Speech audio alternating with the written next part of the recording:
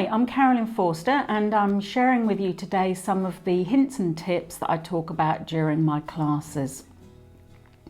So today we're going to be looking at a big stitch style stitch, it's a mouthful, called Mennonite Tacks. So Mennonite Tacks look like this,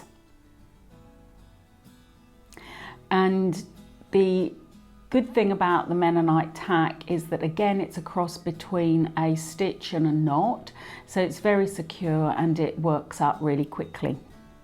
So to start with, we're going to get our needle threaded. The needle has got a 12 weight thread and it's a size 6 betweens, or you can use an embroidery needle.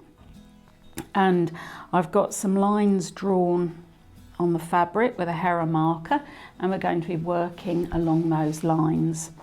So the first thing we need to do is hide our knot along the line that we're going to be stitching along, and coming up just before we want to start making the stitch, because it's a stitch that works up as a back stitch first. So we've got our thread, our needle goes, we're going backwards, we're going all the way down through all 3 layers of the quilt and coming up just above the stitch and before the start of it, as you can see there. And then the needle goes down the other side of the stitch. So we're making a little bar or tab that holds out the end of the stitch, and then the needle at this point as well goes just through the batting. So not through the back of the quilt, otherwise you'd get a great big loop and you don't want that.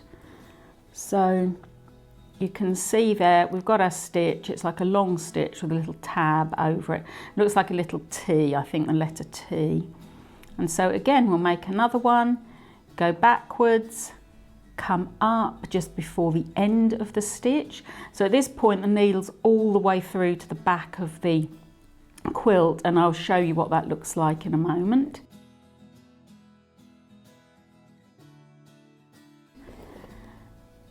And then comes up, and then you come down the other side of the stitch and travel along through the batting.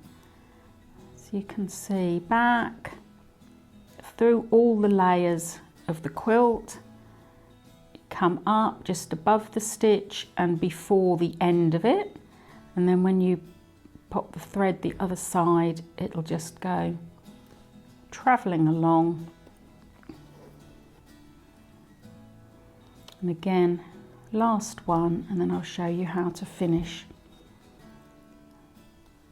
So travelling through the batting, coming up, and you're going to basically complete the whole stitch, so all the way through to the back, come up again, so this piece goes through the base, and at this point we can then make our knot on our needle, and then needle through the back fabric so that we're not stitching through the stitches. You can see the knot, and if we pull, there we go, our knot is hidden, and we can snip the thread and we're ready to start again or to go in the other direction. Anyway, have a go of that stitch and I hope you enjoy stitching it.